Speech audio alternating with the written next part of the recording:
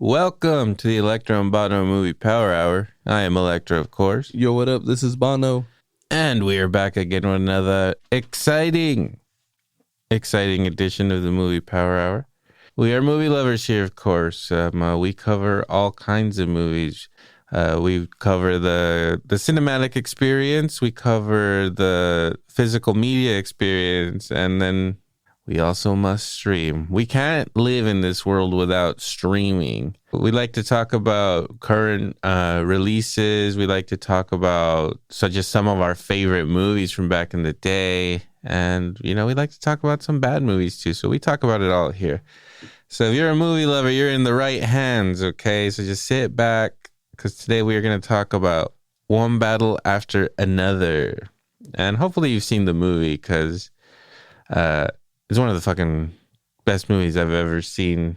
Probably ever. I could say that. What about you, Bono? It was really dope. I mean, of course, the title like that, you didn't even know what the fuck is going to happen, you know? The trailer was at least the first trailer. I think that's the only trailer I saw. Same. I don't know if there was another trailer that kind of gave more away. Not sure. But the trailer I saw, that was the one that was being played in front of like all the movies and shit. Mm-hmm.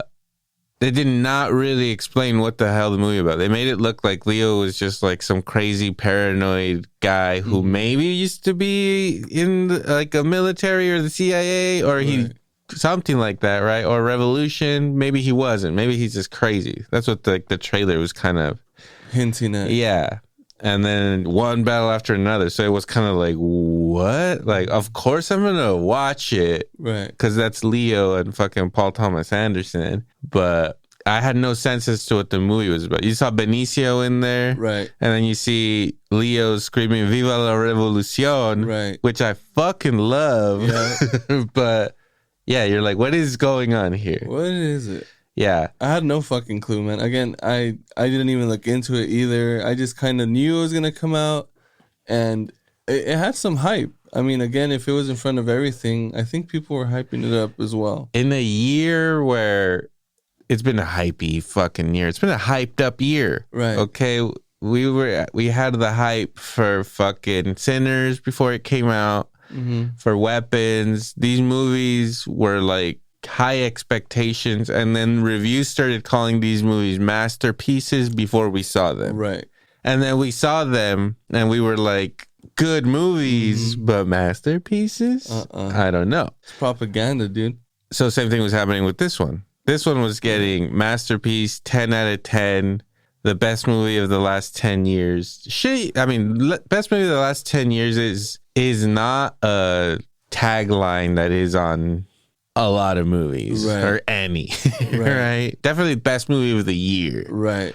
But best movie of the decade, of the last 10 years, for somebody to fucking claim that. So you're hearing these kind of reviews and it's like, okay, I've already been let down this year. Right. And let down in a good way, because they were still really good movies. I still really like them, but they weren't the masterpieces that I was being sold. Well, that's the thing too. Like, okay, you think about the year, right? We're Happy I'm New Year. thinking about it. Happy New Year's. You know what I mean? Just happened.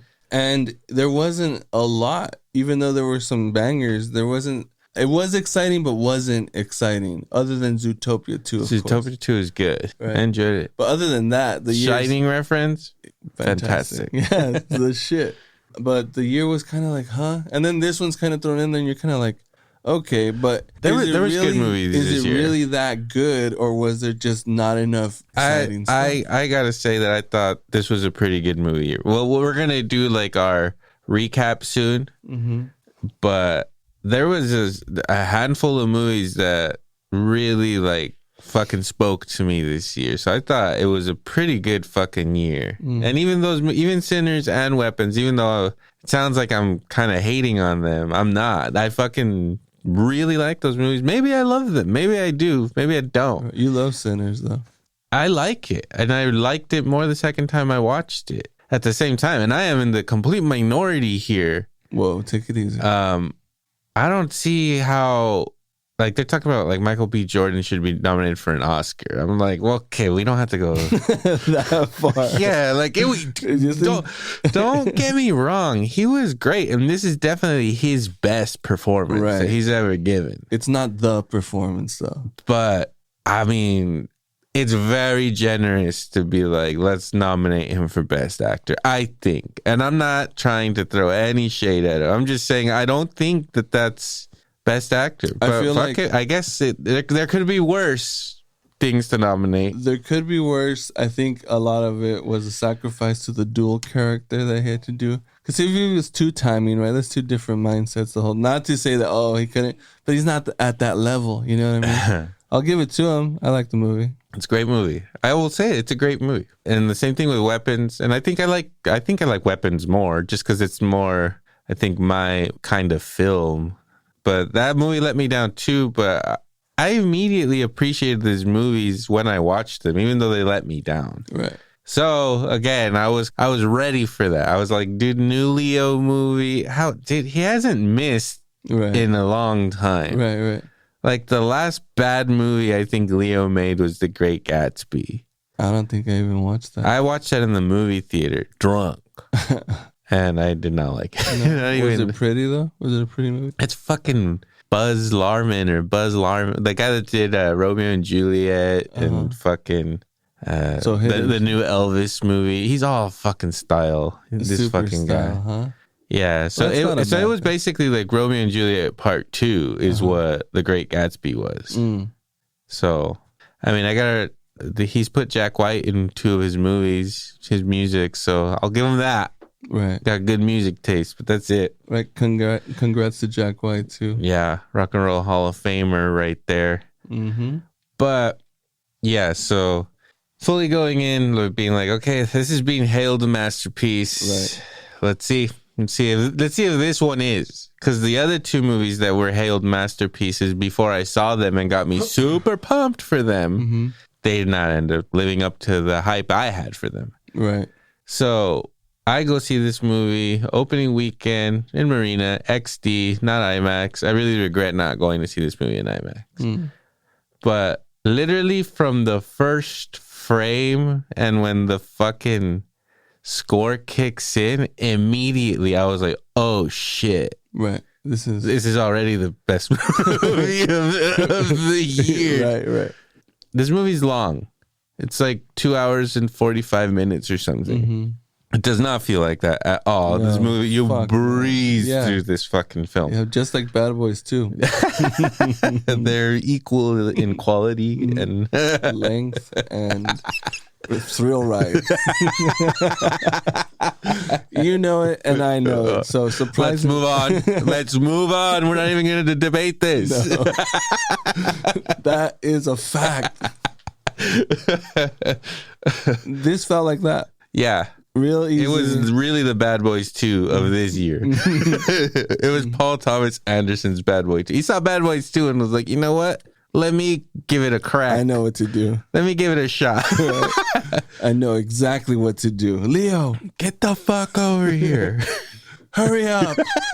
Benicio. Why? Whenever we do impressions of anybody, all we do is make them Naruto in somebody's name. Right. God damn it! It's what they're used to, though. So Paul Thomas Anderson directed this film. Hard 8 was his first movie in 1996. I've never seen Hard 8. His next movie was Boogie Nights. I have seen Boogie Nights. Have you ever watched Boogie Nights? I don't believe I have. That's a fantastic movie. I watched that like maybe in my early 20s, right out of high school when I was getting into movies and shit. It was just one of those movies that I'd heard. Fucking great movie. This was back in the day when I would just go to Target every weekend and just buy a DVD. No matter, no ifs, no ands, no buts. Okay? Every fucking Tuesday when movies got released, you go over to Target and then you maybe grab a new release and then you go over here to see the greatest hits. They're like $6-7. And that's kind of where I kind of educated myself. I would just see these like old DVDs there of like what people considered classics. And I was like, fuck it. Let's watch it. Right. There's no YouTube yet. This is how we entertain ourselves. Right. Very true.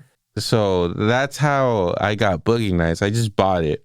And back then we would buy things before what, like we never were super renters. We would go to Blockbuster every now and then. Dude, I was just talking about going to Blockbuster. Yeah, but us specifically, we would just buy the movie. And I now I'm like, you were dumb. You would go and you would buy you would pay top dollar for a DVD of a movie you had never fucking seen before. No idea. And like hadn't even read reviews for or nothing. No. You're just like, that looks cool. Yep. I'm gonna shell out fucking $26 or whatever. The power of a good cover, though. Exactly. You know what I mean? The element, the poster element, the feel of the fucking thing. Back then, I remember taking chances on movies, seeing that and being like, oh, okay, let's watch this. I've never heard of that. This guy's in it. Okay. Right. Let me pop that in.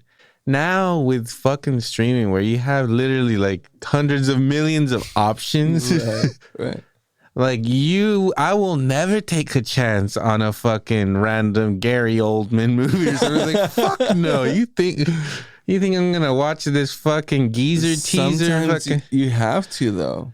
I haven't in a long time, and I used to. Right. Back in like early Netflix days and stuff. Right. Or like, yeah, you'd be at Target and you'd be like, there's a new Sylvester Stallone movie. Right. I've never heard of, and it's just on DVD right here for me to buy. Calling me. Should I watch this? So let's ring that up. Exactly. Take that with you. Can we take I See You? This random Sylvester Stallone movie. I feel like I haven't seen him in anything in a couple of years, so. Right. He's back. Boogie Nights, 1997 is when it came out. Fantastic film. It's a movie about pornographers in the 70s. Whoa. It's a hilarious film. It's got Mark Wahlberg. Probably Mark Wahlberg's best fucking performance, I think. Wow. Like, and you like Mark. I like Mark. And I like Mark because of this movie. That's why whenever he was bad in movies, I was like, yeah, but he's good. I've seen him be good. I've seen him be pretty fucking great. Right. So I know that that's in there. I know that. I don't know. Mark Wahlberg, I think, lost his soul maybe. You think so? 10 years ago? He sold it? I don't know, but there's no heart in there anymore. So compared to, you brought up Four Brothers earlier. I didn't bring it up, but you brought it up, but yes. You like Wahlberg. So I liked him specifically because of this movie. I watched this, like I said, in my early 20s, maybe even before that. Like out of high school, first job, I got money. I'm buying DVD. Right. And I remember I bought like a special edition. I had like a nice version of this movie. Okay. I don't know what happened to it. It's in the fucking trash somewhere now, probably. Wow. Sorry. Wow. I don't know where maybe it's up. Maybe it's in there somewhere. I used to also really not take care of my movies. They would get scratched up to shit. Like, yeah, a lot of DVDs went down. Yeah. A lot of Blu-rays too. Like I just never used to take care of my shit. So Boogie Nights, fantastic. That's why I always thought Wahlberg. I used to think that Dwani had the fucking talent, but then I was like, well, here's fucking Mark. I don't know about Dwani. You know, Dwani's a good kid, but he's not that good. It's not Mark. We got another Wahlberg. He's not quite a new kid on the block. Well, he is a new kid on the block. After that, he directed Magnolia, which is another movie I think we used to watch a lot as kids, but I don't. You don't remember it. I don't remember it. 99. So yeah, no. This one has an 8.0. This is one again. So I watched Boogie Nights and then I watched Magnolia, knowing like, okay, this guy directed this movie too. It's like one of those first times that I was noticing a director. Right. And I was like, okay, he directed Boogie Nights, which is a crazy, hilarious film, and a bunch of fucking great actors in it. We got Mark Wahlberg, we got Julianne Moore, Burt Reynolds, Luis Guzman, your boy. You got John C. Reilly, you got Don Cheadle. Of course you do. You got Heather Graham, you got William H. Macy. Like Yeah, this is a hell of a cast. But you got Cheadle in there. Yep. You're doing right. Right. And then also Magnolia. Magnolia had a hell of a cast too. But Magnolia was a movie that also blew me away as a fucking 20-year-old or some shit. Mm-hmm. So after Magnolia, I think it's Punch Drunk Love. Lil, my sister, who may or may not join us later in this. She might come in, right? Podcast. Oh shit, hold on. Just is walking over right now. She's here.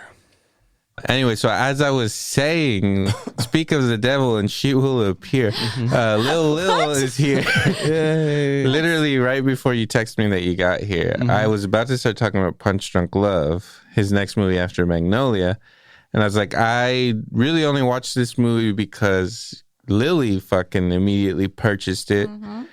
And I just got done saying how we just used to buy movies without ever watching them. We would just...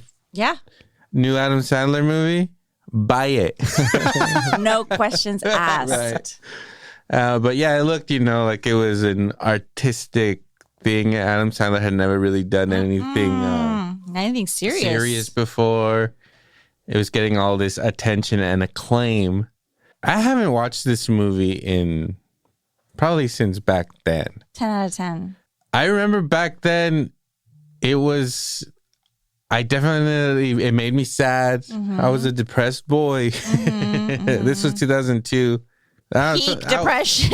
Yeah. Actually, no. I don't think I was depressed yet. I was still... You're still happy? About to Maybe this movie depressed me. Maybe this was it. 2002, This could have been it. 2002 was it? 2002. Yeah, it could have been, depending on when it was released, I either started high school or ended 8th grade. That's a hard time. You were depressed. What are you talking about? I think I was about to be. I think this movie kicked it off. I think this movie kicked it off. Don't blame Punch Drunk Love for your depression. Now that I think about it, Mr. Paul Thomas Anderson might have something to fucking say for himself. You're going to have to write him a strong word letter. Excuse me. It's been years. It's been years, but... I have tapped into the source of my trauma. I think you need to pay for my therapist bills. Yeah, but Lily always liked this movie, and it had a really good Philip Seymour Hoffman performance in it. And Philip Seymour Hoffman is also in Boogie Nights and Magnolia. And then from there, from 2002, he directs There Will Be Blood in 2007. This is a movie I also haven't seen from about that time. And I watched it like maybe 3-4 fucking times, but I never saw other than Daniel Day-Lewis, obviously he's giving for the performance of his life. Lifetime. Yeah. I always thought that the movie was kind of boring and I didn't really like it that much. I could see the good in it, but I was like, this is kind of a slog. But I still watched it several times. And I haven't watched it since, so I wonder. I'm sure if I watch it now, I probably would be like, "Oh, it's a masterpiece." Oh, that's pretty good. So There Will Be Blood, which Tarantino just came out with some hot takes about this film. How dare he talk about Paul Dano? Well, Quentin's... What did he do to him? I don't know, dude. I think he fucked his sister or something. Something happened. He can't just be like, It's Paul the only Dano, explanation. you suck. Well, he threw shade at him pretty hard, but then fucking Lillard and Owen Wilson got a little bit of the ricochet off of that. Damn. The straight bullets, huh? Mm-hmm. It went through Dano. Through Dano. And it caught fucking Lillard in the shoulder. The magic bullets. Yeah. And Owen in the rib cage. Yeah. And Owen just got splattered. Oh, he got the blood splattered out of him. Because it wasn't that bad. He just said he didn't care for him. Oh. Rude. A little rude. That is rude. He's the best. Yeah. Wow. Yeah, exactly. You think he said that when he heard? Yes, actually. Wow. I mean, my son loves Ka-Chow more than life Fuck yeah. itself, dude. I've never seen Cars. Dude, that's a disservice, bro. Honestly, I have to admit that I had never seen Cars until I had my child, It's so and good. I don't even know what to say. I lost so many years of watching Cars. You lost. Mm-hmm. It's so good. Go to Carland, dude. It's great. Anyway, after 2007, we go into 2012, where he directed The Master. The Master is a hell of a film. Joaquin, one of Joaquin's best performances, another Philip Seymour Hoffman. Mm-hmm. This movie is also like, I remember it like fucking bummed me the fuck out. I feel like that's what he does, right? Yeah. He added to your depression. So you were like starting to recover. And then in 2012, bam. But it's a hell of a Joaquin performance and a Philip Seymour Hoffman performance. After that, 2014, he directed Inherent Vice. And I never watched this movie. Me either. Mm-mm. And it got really bad because the trailer made me want to see it. It basically looks like Paul Thomas Anderson was trying to do The Big Lebowski. That's kind of what it looks like. Oh. Like Joaquin is kind of like the dude stoner character, and he's like involved in this weird plot where I don't know. There's murder and deceit. I don't know. Okay, but don't say that. So those are the vibes. Those are the vibes. Okay. But it got like really bad reviews, and people were like, "What the fuck was this?" And so it made me not want to watch it because I was like, "I really don't want to watch this, and it suck. It's gonna break my heart." So I never fucking see it. But I mean, there's people that defend it as a masterpiece. Maybe someday I'll give it a go. But I'm not ready. I'm not ready. You're not ready. I'm not ready to. You don't watch want it. him to disappoint you. This is the year. This is the year. Maybe. And then these are videos. Yes, lots of music videos. Mm-hmm. Creative, huh? Phantom Thread, I've also never seen. Nope. And some people say this is their favorite Paul Thomas Anderson film. It's like that and Boogie Nights. And now we're kind of getting one battle after another in these talks. Because, I've been listening to a lot of other like podcasts or just people talking about this movie and how they're like putting it in his filmography. And, people will bring up like, is this his best movie? And most of them are like, no, like it's up there, but it's not his best movie. And a lot of people think that's Boogie Nights and then also Phantom Thread, which I've never seen. But I always was like, what the fuck? It's like Daniel Day-Lewis and he's like a dressmaker or something. Yeah, like I don't want to. Is he a closeted gay or is he a out gay? I don't know. Is he a gay? If he If gave he's up, not, this is going to be a very bad look for us. well, you said murder and deceit for a movie that you know nothing about. So. I'm sure someone gets murdered and is deceived in that film. Based on his style, I believe that. There had to be some murder. Well, and based deceit. on Daniel Day-Lewis's style, I could say it seems gay. Okay. All right. Fair. After Phantom Thread, he directed Licorice Pizza in 2021, which I really liked. A lot of people also say that this is one of his worst movies, but I thought it was actually pretty damn good. I couldn't wait to see it. I think maybe it was a little slow for me, but I liked it. I thought there was a really good performance from Little Hoffman. Little Hoffman. It's like he's taking over his dad's maybe. The director that his dad worked with several Yeah. times, some of his more iconic roles. That's incredible. So it's cool to see that. And it's just like a weird movie about a romance between Like teenagers. one teenager. teenager. I don't know how old he's supposed to be in it, like 16 or 17. And then like a grown woman, she's like in her 20s and they're having like It's very The Grudge. a love affair. But nobody's married. So that is what's awkward about the movie. But other than that, I think it's a really good movie. It's good. But it's something. I'd have to watch it again. I have to say that I was. Bradley Cooper stands out in that film. He's in it for like 5 minutes, but he plays like a coked out fucking hairdresser. He was a famous producer like in the 70s and 80s, or maybe just the 80s. I don't know. He produced like Batman and shit. I can't think of his name, but that's the guy he's playing, and it's fantastic. But people talk shit. Of course. And then 2025, we get one battle after another, and so I haven't seen all of his movies, and I always fucking loved Boogie Nights, and Were you hyped for Magnolia. this one, Lil? Were you hyped? Did you believe the hype for this one? How did you feel coming into this? Well, I One will battle. never not see anything with my man Leo DiCaprio. That's just, I don't know. It's like part of my life contract to myself. I would never not watch something with him in it. So, Well, let's see about that. But continue.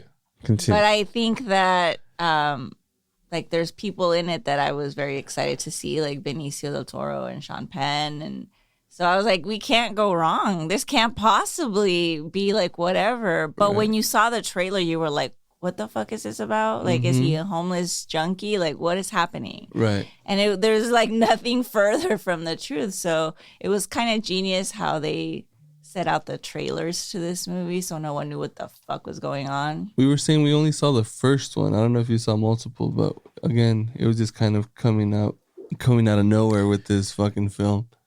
So, like I said, we went in with this hype and not really knowing what it was about. And that, like I said, the first shot in this movie, I was already like, oh shit, this feels fucking different. This feels crazy. And then we don't know what the plot is, and it's immediately like about fucking like immigration and fucking like the camps and shit. And it's just like, whoa, is this movie gonna... What's this movie about?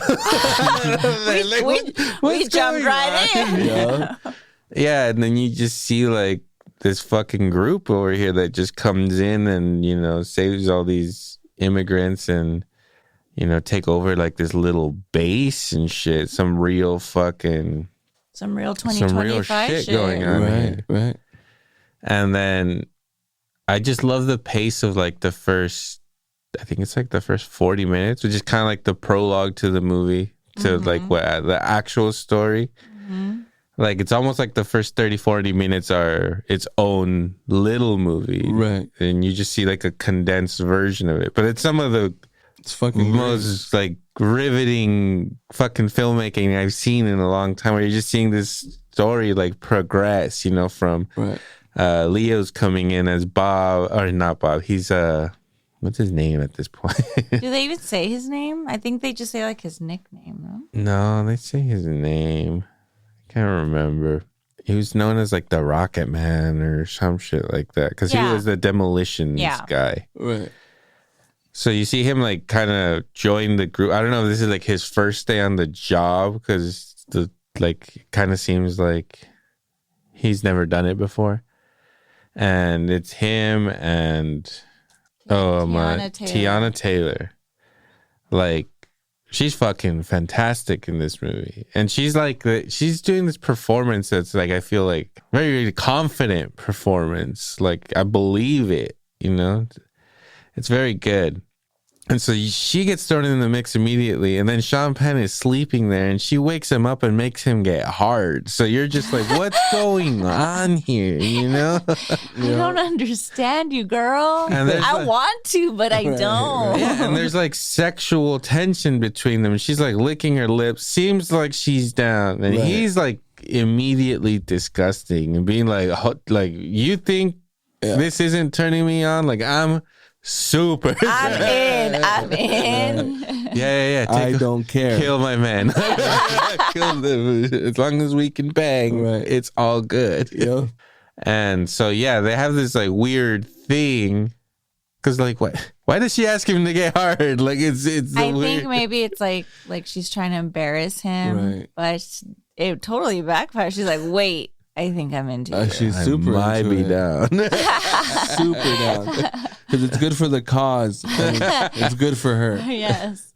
They free all these people, and then Leo sets off all these demolition guns, and then he like runs away screaming like all this like Viva la revolución! Yeah, like fuck you pigs, and like all this crazy revolutionary talk. And I was just like, damn, Leo, going take it easy. And then immediately fucking Perfidia's like, this is my new dude. Right. Like, you're mine. This dude blows shit up. Yeah. She's like, I just decided. Yeah, he blew things up, and then he said the right thing. He said the right thing there. And then she still asks her friend, like, do you think he likes black girls? Yeah. It's one of the most sexual performances I think I've ever fucking seen. Yeah. Right. I was like, this is horny. Very horny. She was very horny. So you just get like 40 minutes of horny fucking action. And then also like some great like bank robbery chases. Yes. Yep. So they're in this group called the French 75, and like you see like their rise and like what they're fighting for. You know, they're like blowing up buildings because of abortion fucking laws being passed, and this is where it all gets like a little political. And then that's why the right wing are just basically like trashing this film, saying it's like propaganda and whatever. This is a fucking fantastic fucking film. You gotta set that shit aside and just watch the fucking movie. Correct. You know, For sure. Hey, and if the boot fits, then I mean- fucking wear it, you know? It's been the tell, bro. We've seen Exactly. this before. They always tell us what's going down, you know? And Leo just crushes Oh in my a God. great He is performance. incredible. yeah. So this whole beginning part, you start seeing them rise, and then she gets knocked up. Mm-hmm. Well, actually, no, Nope, because nope, well, Lockjaw. Lockjaw. Lockjaw's been watching and jerking on the side. Super A hard. little side jerk, you know, nothing wrong with He's that. like- he's if like- you're on a hill and you're not bothering anybody, I don't see the harm. Okay, first and foremost, let's set up some ground rules, all right? I don't want to know when you think it is or isn't appropriate to jerk off. I I'm just don't saying, need to if know you're on the a hill by yourself, ground rules. is it really in public? Is Yes. it no public? It's the unspoken rules. We all Then understand. don't speak I'm just it. saying, let's not judge this man. Well, he's essentially just starting to stalk her, right? Like he's figuring out who she is, and he Some doesn't. recon. He doesn't like it when he sees Leo put his like arm around that was her. He grabs her ass and Oh, he's like, what? He stops jerking. Right. Jerk session ruined. Right. He doesn't get off on seeing somebody squeeze her ass. That's not for him. And then they're like setting up like a bomb or something in a building, and he fucking catches her, confronts her, goes into the restroom as she was doing it. And he's pretty much like, I'll fucking let you, I don't give a fuck about your revolution shit. I'll let you keep doing it. Let's Right. just settle this really Right. quick. Mm-hmm. And she's down. And this is like the first 20 minutes or 15 minutes of the movie. Right. You're immediately like, oh, damn, she's doing Leo dirty. Yeah. And then next scene from that, she's pregnant. She literally has sex with Lockjaw, and then next scene, she's full blown pregnant in that great scene where she's shooting the machine gun with. I mean, that's got to be bad for the child, right? Yeah. So irresponsible. Dude. And she's getting like all fucked up and shit. So you're seeing, Leo's character realizing that, he has to grow up. They have to grow up. They have a child coming, and her being like, no, actually, Right. Yeah. And We still have a mission to complete. And like Bitch. actually like being jealous of her own kid because she's taking all of fucking That Leo's was the other time. side to that. Yeah. Obviously suffering from like postpartum and also happens to be a revolutionary. So those things that's a bad mix. You're going to do something stupid. Right. So you get your fucking Heat bank robbery fucking scene, which is fucking fantastic. Yeah. And she fucking blasts somebody. She blasts a security guard.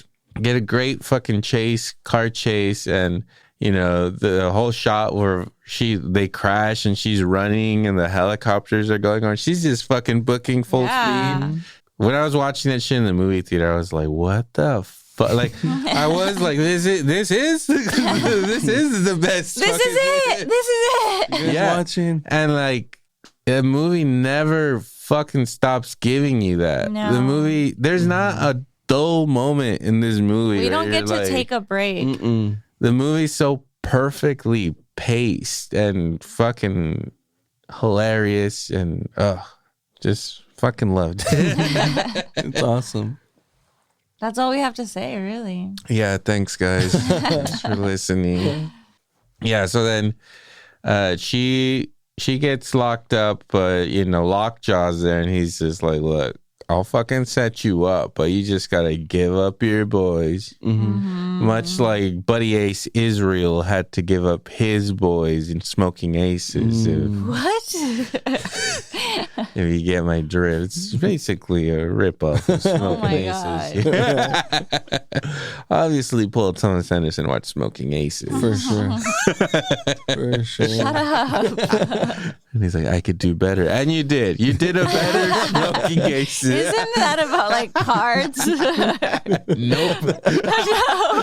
It is not. There's no gambling in it. I don't think there is. No, not the wrong movie. They just smoke aces.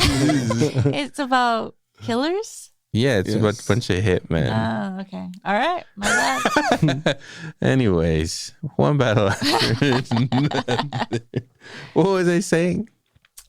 She gets caught up, and then Lockjaw's like, "Look, girl, Oh yeah, you gotta give them up. I'll protect you." No, because she's like, "Aren't you gonna protect me?" Like she pulls She's out the playing- sex card. yes. Yeah. Full It's control. her last card to play. Otherwise, she's going. But not away. really. She's been doing it the whole sleazing her way in. Dude, is she not the biggest fucking Super sleaze. sleaze? Of course, of course. No one's saying she's not. She's a despicable character. Initially, I was like, dude, I don't think I liked her acting. And then he's like, no, I think you just didn't like who she was. For and I was sure. like, Yeah, you're 'cause right. when we started watching it again the other day, she was like, I don't like her in it. I was like, are you fucking kidding me? That's like one of the best performances of the year. Yep. Just don't like her character. She's a despicable character. Definitely despicable. But there's also something about her that you like or whatever. Yeah, ask Sean Penn. He's That ass. I mean, I'm not gonna. Well, I don't know. Maybe. I know. Maybe. I know. Not only that, but whatever. She delivers her like revolution speech well. Like you buy it. You're like, this bitch is about it. Right. You know? Right. If there's anyone about it, it's this bitch right here. Yeah, I don't doubt it. She's crazy. She's gonna suck a dick for the fucking cause. Yeah. No doubt. Get pregnant. Yeah. So then she gives everybody up. Great scene of them all just being like taken out. That was super cool. Yeah. Like this whole beginning, the whole score, all this first like 40 minutes is just like, holy shit. Even if this was the movie, if you had made a long version of this movie, it would have been fucking fantastic. Right. Yeah. Just go after And them. it's just the first fucking 40 minutes of the film. And then once that part's over, She's like in witness protection, right? Like, yeah, well, they like set them up with, dead people's fucking names. They set them up, and then it's like 15 or 16 years later or something. 15 years later, maybe. And you're just watching, and you just get leaped into like the Big Lebowski. It's just fucking Leo in his bathroom getting fucking stoned and watching movies. so good, dude. He is so fantastic in this movie. I was telling you about like this is maybe top 3 performances. Maybe we could debate that a little bit. Right. Where does this rank up? What's number 1 Leo for you guys? Whoa. What's number 1? You're just gonna throw that out there? we did not get the text that you would ask Damn, this dude. tough question. What the fuck? Why are you asking such personal questions? I was trying to talk about fucking my wife in the ass. Come on, give me your top Leo. What is it? I don't know, man. Oh my God. You guys can't? I can't. I can't. Okay, I you wanna go, say- bitch. okay, Yeah, how about that? Go for it. Number 3 now. Number 3, I think, is this one. This but one. it could be up for debate. Okay. So I think this, Once Upon a Time in Hollywood. Once Upon a Time in Hollywood might be his best. It might be number 1, but it's really close with Wolf of Wall Street. Right. Wolf of Wall Street and Once Upon a Time are like maybe both tied for number 1. I might like the Rick Dalton performance a little bit better. But this is number 3. I don't know. I think they can all fucking wrestle for top 3. I could choose a different one every year and be like, you know what? No. Fuck you. it's Bob. That's just performance. You had mentioned earlier too, Romeo and Juliet was Romeo and Juliet. It's not even top 7 for What? Well, maybe it's top 7. Should we go through Leo's filmography? We don't have to, but But I think it's necessary. I think it's called for. I think it's great It's to a look at. big debate.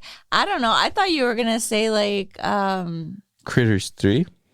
yeah. I mean, his What's Eating Gilbert Grape is great. Absolutely. Mm-hmm. That's for sure top 7. Yeah, I'll give you that. Okay, so he was in. I loved him in Growing Pains, He was in Critters 3, of course. of course. This Boy's Life, which I've never seen. That was in '93. It's a Robert De Niro movie. Oh. Came out same year as What's Eating Gilbert Grape. Wow. Obviously, fantastic film. Oh, Yeah. Basketball Diaries, also pretty great performance in that film. yeah. The Quick and the Dead, Oh yeah. back in '95, solid film. We get our first dose of a dying Leo, which is going to be a recurring theme. Yes, yeah. It was preparing us for the future of It Leo. hurts. Yeah. Well, we were like, when did Titanic come out? Like in '97? Uh-huh. So I was 9. How old are you, Bono? You were 7? Uh-oh. By then, we already had 3 very famous movies of Leo dying. We were like, fuck, how many times are we going to see this guy die? Is this what he does? This is fucked up. This is I life. can't keep huh? watching his movies. Life is hard. I can't take that. I cannot take another Leo death, so please stop. Yeah, because right after Quick and the Dead, he dies again in fucking Romeo and Juliet. Romeo and Juliet. Spoilers. Sorry, spoiler. Spoilers. After that, he does Marvin's Room. I've never seen that. Neither. And then And then he dies in Titanic. that hitter, 1997, which catapults him into superstardom. Yep. To me, he was already a star. Right. Superstar, dude. Well, he was. We were in that Romeo and We were Juliet in. train. Yeah. I'd seen Growing Pains. He Sure. was in Growing Pains for a season. Yep. After that comes The Man in the Iron Mask. I haven't seen it in forever, but we used to I fuck with love this it. film. Yep. I don't know what Celebrity is, Either. so Same. skip that. The Beach. The Beach is cool. Love Watch the beach. Gangs of New York. Pretty great movie. I don't think he's that great in it, but great Daniel Day-Lewis performance and pretty solid ass fucking film. After that, you get Catch Me If You Can, which is Excellent. another fucking. I need to rewatch. Oh, I just got it in 4K. Nice. So, yeah, I rewatched it maybe like a year and a half ago. It's still It's great. That's cool. fucking amazing, man. Leo's bringing it in this one. Mm-hmm. And then The Aviator the year after that. The Damn. Aviator's fucking great. I don't think I even watched that. It's It's a so must. good. Okay. And then after that, the fucking the Departed. Oh shit. Which, get out of here, the ultimate Leo death. Damn. This one might hurt more than all of the other Leo deaths, Yeah, right? I think this is the one that affected me the most. Spoilers for The Departed. If you haven't seen it, But when he gets shot in that movie, it's one of the most shocking moments in fucking cinema. Yeah. Like the first time you're watching that movie. I watched that and shit in the movie theaters and probably a lot of audible gas. By Anthony Anderson too. Yeah. it was not okay. After that, Blood Diamond, which he got nominated for an Oscar for this movie, but I feel like he got nominated for it because he couldn't get nominated for The Departed. Why couldn't he get nominated? Because that movie technically has like 3 different leads, so it's more complicated to get him a bet. I mean, I think they could have. He's basically the lead of that movie, Right. Yeah, but then he does die, right. and the movie keeps going. Yes. So it's halfway Matt Damon's movie too, or is it more Matt Damon's movie? It's equal. It's Anthony Anderson's movie. What are you talking We're just about? living in it. What movie did you watch? But Blood Diamond, I didn't understand why that movie was nominated for Oscars and why his performance. I think this is one of his worst performances. He has like that weird like accent throughout it. A little racist, actually. Well, I think it is an important story, like about like boy soldiers and like stuff like that. Like that, it doesn't get talked about enough. I think maybe that's why it got hype. But yeah, I wouldn't say it was like a memorable performance of his. I watched that movie in the theater, dude. That's crazy. That's nutty. Well, I was about it at that time. I was like, this is a year where Leo's just fucking dying in Oscar-nominated films. Right. Yeah. Because he died twice this year. He died twice this year. I'm worried. Very busy. Leo. Body of Lies, this Ridley Scott movie. He gets tortured. He gets his fingernails pulled out in that movie. So if you want to watch that. But no death. I think he makes it. Okay. If I might be misremembering. It might be another rewatch. We might be 3 for 3 here on Leo deaths. Revolutionary Road. He makes it through that one. I didn't watch that. Oh my God. It's a fucked up movie. It's so it's about marriage, but it's very intense. Okay, for sure. And Kate and Leo together again? Get out of here. It's like if Jack survived and then they got married. This is what happened. And then we're unhappy. Yeah, and then we fucking hate each other. I should have left you on that fucking water. But, you, Jack. dude, great performance by Michael Shannon in this, too. Like, incredible. Well, have to watch. Yeah. After that, we get Shutter Island, which I fucking love. Fucking great. That's one of his top. Technically is going to die. So. I think it counts. Yeah, I think this it counts. I mean, está loco. Or he was dead, you know? Well, he commits. It was all a dream. he commits suicide at the end. They don't show it, but he's about to get lobotomized. Yeah, which is basically death. Yeah, you're dead. Your brain dead. Fantastic film. It sucks. Look, it's an 8.2 out of 10 on IMDb. Right. It sucks that Scorsese kind of came out like a year ago and said that he wishes he hadn't made a couple of movies, that he just kind of made them just to make them, and he didn't put something out. And he didn't really. Pretty rude. He didn't really like. His heart wasn't in it. He was just making them. Mm-hmm. And Shutter Island was he mentioned, and I was like, dude, are you kidding me? Shutter Island is a fucking amazing movie, and it gets better and better the more you watch it, too.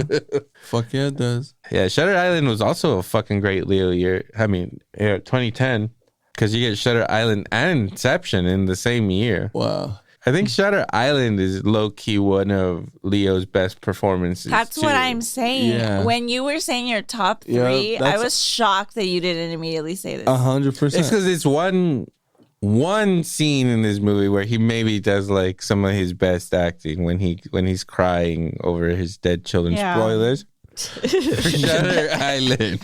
Brutal fucking. Oh my But God. I think it's some of the best acting he's ever done, and you get a little pinch of that in Inception too. Sure. He gives a little bit of it when it's little spoilers for Inception now. Right. When his wife commits suicide, Someone's dying around Leo. If he's not dying, his loved ones are.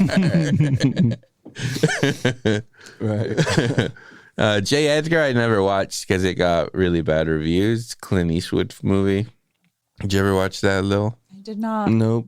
And then after that, you get Django Unchained. Well, for fuck's sake, that performance is incredible. Honestly, that's top 3, bro. Yeah, it is Damn. fantastic. Yeah. I think he should have won an Oscar for that. It's one of the movies he should have won an Oscar for. It's a damn shame. Mm-hmm. Wow. They gave it to Christoph Waltz. He fucking crushes that. And They both crush. Yeah. I'm not as impressed by Waltz in that it's movie. because I am. that was peak him, and then that's it. And Waltz won like back-to-back Oscars for basically playing like opposite characters. Sure. I think it's bad one, a I think good it's one. a very similar performance. I mean, it's good, but that's why I'm like, he shouldn't have won an Oscar for it. Give it to fucking Leo, who actually did something. Who actually They did both something. crushed. Who actually did something new and so memorable. Like, you created the memorable Hans Landa. No one. You will live on in cinema history forever. Yes. From being one of the most despicable yet likable characters in film. Oh, Okay. yes. And I just think it was probably wrong too, because I mean, you can't really like a slave owning savage. You can't like a fucking Nazi, but you do. Yeah. That's the thing. That's the trick that Quentin pulls on you in these movies. He makes this fucking racist guy likable. But on home turf, it's a little harder. You know what I mean? People are a little more sensitive. Out here, over there, it is what it is. But anyway, so top 3. we're going through these movies here. He's been basically making good movies. Yes. What bad movies? Basically, what are you saying? I think Body of Lies is just like whatever. It's not a bad movie though. Revolutionary Road, I think, also is not a great movie. Right. But it's not a bad movie. J. Edgar, people consider bad. So this might be one of his worst movies, J. Edgar. It's a 6.5. You were saying that this tagline for this movie was the movie of the decade. Somebody called it the best movie in 10 years. Did you feel that way, Lil? Did you say this was that? Because that would be what would it, Once Upon a Time be wrapped in there for that? There's no fucking chance. You think Once Upon a Time in Hollywood is better than One Battle After Another? I think he does way better Once Upon a Time. No, yeah. So I'm saying this is top 3.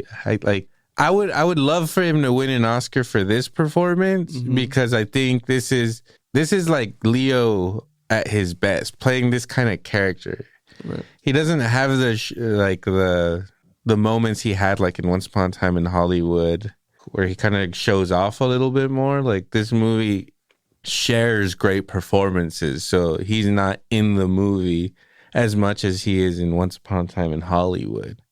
It's because it's so different. Like he's playing such a different character. Right. Like you've never seen him be kind of like goofy and silly and like be a dad. But he doesn't. What's so great about the performance is that he's like trying his best. It's not like he's a goofy guy. Right. He's just dope. Right. I fucking love the line. He has to give the secret password around the phone. And he's just like, I have abused alcohol and drugs for the last 30 years. He's all like, I am an alcohol and drug lover. Like, you gotta give me a break on this. It's like, I have fried my brain. I don't remember. Yeah, he's just, I think what it is he's super relatable. I think, like, I'm like, I don't know if I've ever related to his character. A paranoid pothead. Yeah, I could relate. But also, like, loving, protecting dad. Like, he'll do anything for his kid. You know, like, he's a delight. It's great. He calls people homie. Great transition from the first 40 minutes to you wake up. He wakes up. He's hungover. His daughter, now a grown teenage girl, he's like waking up all hungover, and she's kind of like scolding him. Like, what time did you get home? And he's like, oh, like fucking 3 or 4 in the morning or something. Right. And she's like, you drove? I love the line. He's like, honey, I know how to drive drunk. Very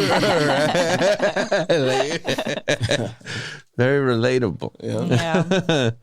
And she like scolds him, and then she's about to go to the dance. So it's like you get the scene between him and her, which is, you don't get a lot of that through the movie. You get just this scene, and then at the very fucking end, the rest of the movie, they're separated. Right.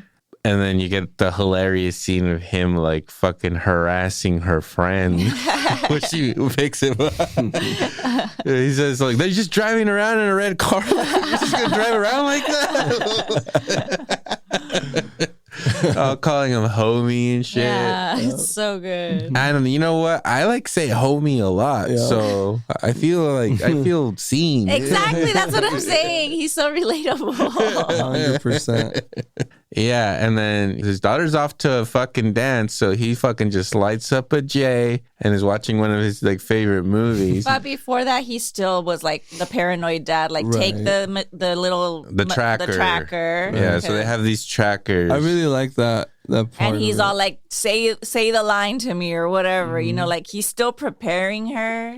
Even though she just thinks he's fucking crazy. Yeah. I mean, that's also a great just idea for a movie. It's just like this teenage girl who's just like, my dad's fucking crazy.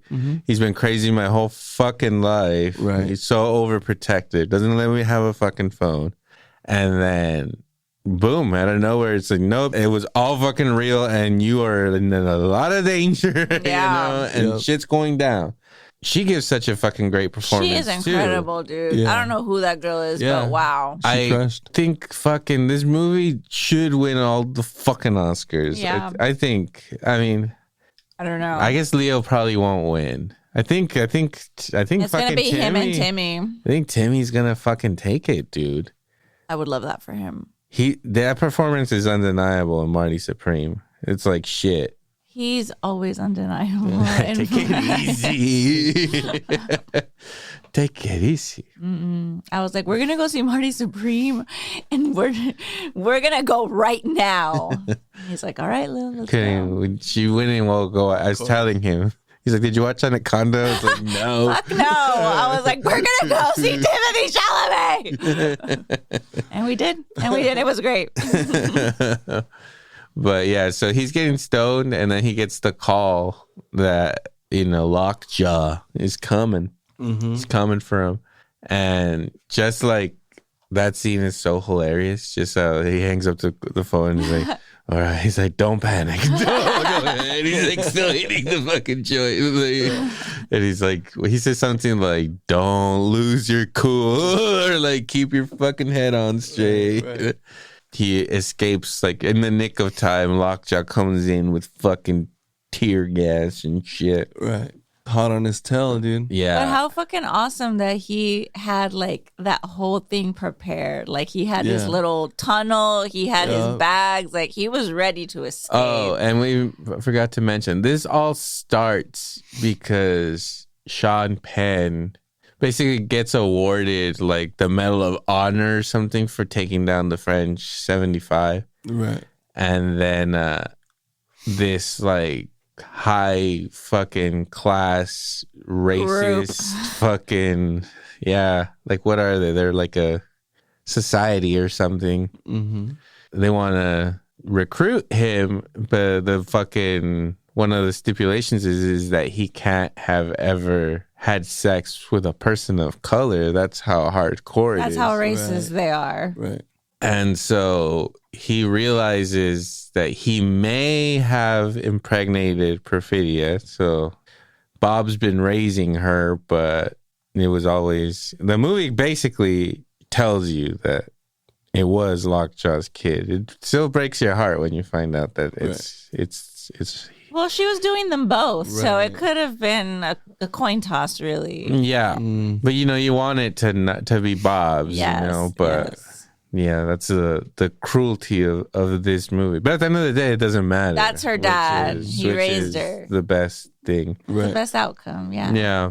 You get the interrogator guy who's fantastic in this movie. God. He's scary, dude. Who is not an actor? He's an actual like interrogation guy. Yeah, which is believe it. Yeah, I was like, he doesn't need to be an actor because that's just who he is. I don't care. I love it because at first he kind of has like a likability to the way he talks, but then when he gets scary, like it is scary. Like he's on. Like, I'm gonna kill your sister, your father, your nieces and nephews. Like he goes from being pleasant. He goes from being pleasant to just being like, I'm gonna take someone out. Cold-blooded killer, dude. It's great when he's interrogating that one guy that basically gives them up. They ask him his name and he says like Daffy Duck or some shit, right? And he's just like, all right, well, like, what about your sister? You got your sister over here. And he's just like, oh, like no more jokes. No more. So he goes like from being playful to like fucking really being like, I will fuck your life up. I will kill everyone. I don't think it's implied that he will kill them, but he will make their life hard. He would kill them. Yeah, are you kidding me? They just took out everyone else. They killed everyone. All right. No questions asked. Yeah. Very, very well. He's not just gonna beat up his sister. He's gonna kill her. Or just have her arrested or get thrown in prison. No. I don't know. You don't know. Oh God. Okay. Innocent. Yeah. Like, take it easy. Protecting the crazy interrogator. I'm not saying innocent at all. Little extreme there. At the end, when they catch Regina Hall's character, they don't kill her. They're just like, you're just gonna go away forever. Like it could have been that too. She crushes too. I like Yeah. that. Fantastic. It's probably the best performance of her fucking career. So Benicio comes in. Bob goes to Benicio, who has been shown to be what's the little girl's name in this movie? Willa. Willa, played by Chase Infinity. Her coach is Benicio. She's like a karate. She's a sensei. Shifu. I'm like, how dare you? It's sensei. So he goes running to Benicio, and you get some of like the best paranoid Leo and just cool fucking Benicio. Suave, zen, real zen. Just really fucking taking this all like calmly, even though like his shit is getting Lit up. yeah. Lockjaw, in order to try to find Willa, as soon as the guy told him like they're in this city or town or whatever, Right. he basically is like, give me a reason to go and just like have a fucking an operation, war. an operation over here. Mm-hmm. So they just pick like a restaurant, and they're like, yeah, we have a tip that they're like running heroin and shit, but it's just a fucking bunch of immigrants. Which is some next level shit. I mean, it's just giving it to you, bro. Because, I mean, even Leo's too, like, okay, the reason why it's funny where he's all fucking doped out of his mind and can't remember a password is because there is already a system in place that he's just a part of, you know what I mean? And that's he's got to carry out the mission still. And it's so embedded, which is really cool, like in the different levels, right? When they're getting close to him, right? He ends up in the hospital. They're part of the movement. Hey, do this shit. You know what I mean? It's bigger than him. Yep. But he's just caught in the flow. He's like, fuck, I don't remember shit. And Lockjaw's fucking hot on the tail, just doing military op. Yeah, so it really kind of Really shows. intense. Both sides. It's kind of just saying like, yeah, the fucking military could just basically whenever they want, kind of just come over and take over. Yeah. You know. Right.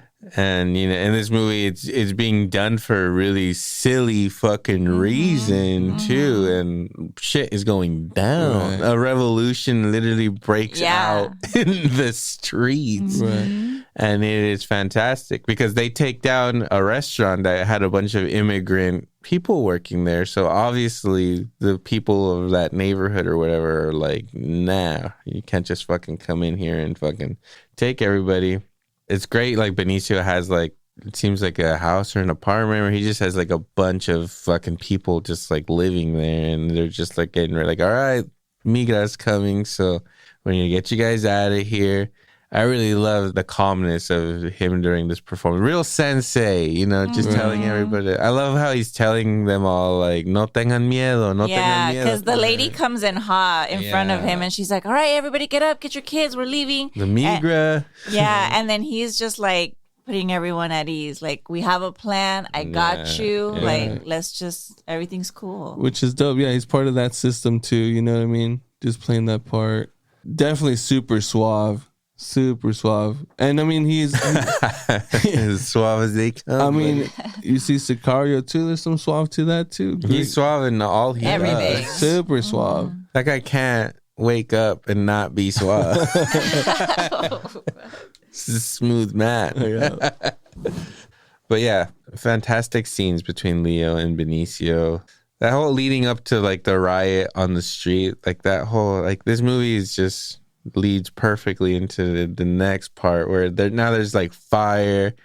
They show that the military themselves basically get it started. They send somebody in there with a Provocateurs. with a cocktail. They said send in Eddie Van Halen, and a little nod to Van Halen there too.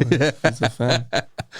Of course he's a fan. And then they just put some dude in an Eddie Van Halen shirt with a fucking mask on. He fucking lights a cocktail, throws it at the military. Not even anywhere near, but there you go. He just gave them enough reason for the military to just fuck everybody up. So in our face, bro. They're just putting it out there. This is how we control the game.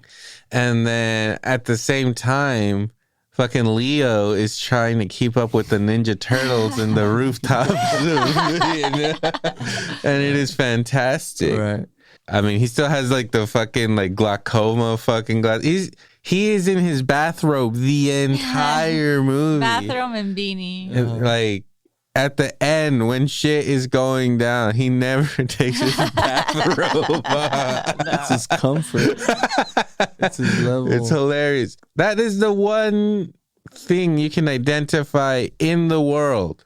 If you are out in the streets and a dude in a bathrobe and a beanie with sunglasses is walking around, you're like, nope. Steer clear of that guy. He's up to something. Walking around all fast, acting paranoid. You're like, yeah, get the fuck away from me. That's why it's funny that he's like trying to run from these people and find his daughter, but he's wearing the most obvious outfit the whole movie. And he's like all asking Benicio for a gun and stuff. He's like, I need a gun. So all you got here is nunchucks. And he's trying to charge his phone the whole time. Like it's just like the back and forth between them is so good. It's so funny. And then it's spliced with him calling for the password. Benicio gives him that beer, so he starts drinking. It's like, I got this fucker. I got him right where I want him. And then when he still can't figure it out, so the other guy is like, all right, let me ask you one question. He's like, don't worry, you're going to know the answer. He's like, what's my favorite kind of pussy? And he's like, Mexican hairless. Yep. So he's like, hey, bro, this guy's a war hero. Like, have more respect. I also love too when he first calls him. He's like, I think we got off on the wrong foot, brother. So work with me, man. And then when he just like, he like thinks he's kind of winning him over. He's like, you still don't know the password. He just like starts crying. He's like, God damn it. Like, so fucking good. It's so hilarious. And Benicio's just like watching him go through all these emotions. He's getting him the gun, getting envelopes of money together to hand out to people so that whatever is going on, like he's multitasking. He's a goddamn and angel. At this point, well, because Bob tells him like who he is. He's like, I used to run with the French 75. They're after me and my daughter. It's this guy. So then Benicio's like, oh, you're fucking one of us. You're one of us. Yeah. He's got his back. Right. And thank God, because otherwise Bob... He wouldn't have made it. So in the rooftops, out of nowhere, so fantastic. It's just like all these Ninja Turtles are just jumping through roofs like... He's running with teenagers and he's like, what, like 40s, you know? Yeah, and they're like running with their skateboards and escaping. It's total ninja. It's the Ninja Turtles, dude. And he's just trying to keep up. And then... they just so matter-of-factly all jump to the next building, and Leo just does it like he's gonna fucking make it, and he just fucking falls. Straight down. He goes straight down. It's one of the funniest / like, oh shit, wait, now now what moments in the movie, you know, where it's like a laugh at the same time, and then also, oh no. Yeah. Like, he gets tased immediately. He gets tased immediately. So it's like when somebody's not taking care of him, he's done. Nope. And they got him like in the car, and they're like, I'll ask him, what's your name? And it's like, we're like, Bugs Bunny or whatever. Just kept saying like, all right. It's whatever. It's Eddie Monster or whatever. But Benicio gets him out. He uses his connects and stuff. So like a nurse asks him about his insulin. Yeah, tells him like, oh, you need your insulin, right. Bob? And then they basically let him out, and Benicio takes care of him so that they could find his daughter, who at this point lied about having a phone and is now like being tracked. Now, yeah, they're onto them. They're onto them. Well, at this point, the daughter arrives to the nunnery. Right. To the... What is it? Like a... Something with the beaver. The beaver? There's a pussy pun. What is it called? What are you talking about? The beaver. You're just being sexual, Gordy. It No. was a sexual film. It was. I get you, But they get there, and so it's like the ladies that are running the place, like they have no respect for this teenager because they don't respect her mother. Sisters of the Brave Beaver Compound. that's pretty. All right, that's good. That's good. Tasteful. It's just a fucking pussy weed gag. They're not too happy that Willa's there. Yeah, they're like, your mom fucking was a traitor, fucking Right. Yeah. sold us all out, Deserter, yeah. and was like basically one of the most dangerous fucking people to the cause or Right. whatever. Right. She has grown up her whole life thinking that her mom was a revolutionary hero that got killed by this guy, but now she finds out that she banged him, Mm-hmm. and it might be her dad. And she sold everybody everyone out. Yeah. Yeah. So, it's not a good day No. for It's a Willa. lot to take. It's a lot. So Lockjaw just needs to find out for a fact if it's his kid kid. or not. Mhm. It's a simple test, really. Routine. That's what I'm like, damn, he knows how to do this? It's like, a that's- routine test. It's like fucking. He has his little DNA kit It's and like everything. taking a COVID. It's like a. Do you think it's the first time I've done this? How many kids I've gotten rid of? How many medals I have? They're all because of this. Turns out that Willa is fucking Lockjaw's daughter, and she's just like, it's all like, it doesn't matter what that test says. Like, you're not my dad. I have a fucking dad, and he's being fantastic in this part too, being despicable. She's like, why is your shirt so tight? And he's like, I'm not a homosexual. She's like, I didn't say that. It's like, it is kind of like father-daughter banter. Like they're catching up. It's pretty good. It is. And then when he starts chasing her, he's like, what, are you like trying to like be like playing daddy-daughter games right now? Yeah. He tells her, like, I have a higher purpose, like, you're in the way of a higher calling. It is an honor to him Right. Yeah. to be a part of the Christmas, I forget what it's called, Christmas something. Yeah. That's the name of They're like their- Santa Claus. Every time that they meet up, there's Christmas music playing in the background. So I don't know if this is a Christmas movie. Yeah. So like while Willa's like battling it out with her, now Dad Lockjaw, freaking Benicio and Leo are on their own journey. And the Christmas, I think they're called the Christmas Adventures. Oh The yeah. Christmas Adventures are starting to realize that Lockjaw's doing a crazy fucking operation to try to yeah. find out if that's his daughter or not. So now they're like, oh, well, now we need to fucking get this rid of guy this out of the guy. picture. Liability. Dude. Yeah. Mm-hmm. He's running amok. And then you see how despicable they are because they're like, oh, yeah, he like took down a restaurant with like a bunch of, I think he calls them like wet and smellies or something. And it's just like, ooh, these people are bad men. Yeah. But at the same time, that's also being played by Tony Goldwyn, who's a fantastic actor, and you still kind of like him a little bit, even though it's despicable. He's got a charm to him. He's a classy man. He is a classy man.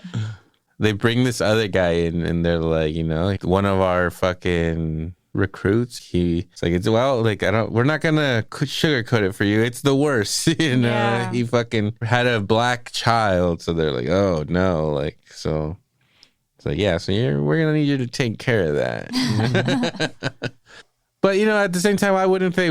I guess because he likes black girls too much. But it's like, why wouldn't you want somebody who's willing to track down his black child, Right. and basically kill her to join your club? Isn't Damn, that's loyalty. Yeah, isn't that the kind of? Isn't that the kind of man we want? Yeah, I mean, as far as racist organizations go, I don't know what. God. Yeah, you're that racist? They're like, no, though, but he had sex with one, though.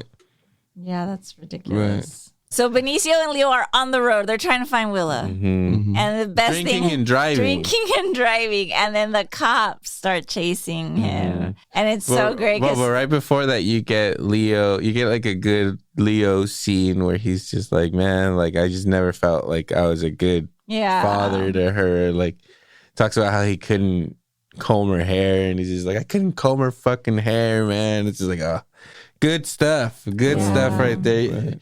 It's also lighthearted. He's drunk. Benicio's just kind of tripping out on him. And they're drinking Modelo's too. Yeah, like real. They're being real Mexicans. This is a very pro-Mexican movie. Mexicans should be like, this is a good movie. Yeah. Right. Really intense up front though with the immigration counting. Yeah, I mean, that's nothing but good.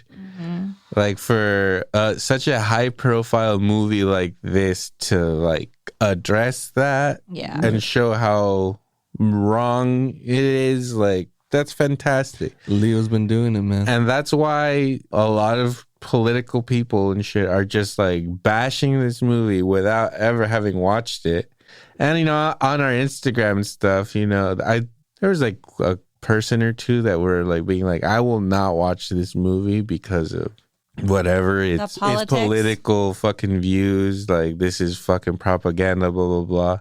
And I saw this person post like a couple of things like that, and I was like, all right, well, we don't need this kind of fucking mentality. So I unfollowed and did all that. But it's just like, think that there are like people that are in the movie community. This movie came out, and I think it's one of the best movies I've seen in maybe years. I don't know, about 10 years. Okay. I don't know. We'd have to look into. We could do some research. We have to do some research because I think it might be like watching this movie. 10 years. Watching this movie, it might not be like the best movie in 10 years, but definitely watching this movie in the movie theater, I was literally like, that was one of the best things I've ever fucking seen. That was a perfect cinematic experience from beginning to end. The car chase, like that car chase is fucking amazing. Yeah. And it's a shame you never got to see it in the movie theater, dude, because this was like, I know. This is a movie that completely gets enhanced by seeing it in the movie theater. Because the score, I love the fucking score of the movie too. It's like a little Eyes Wide Shutty too with the piano. It's like a trippy score that's kind of keeping you in suspense the whole fucking time. You're just like wound up in this fucking film. Unsettling stuff.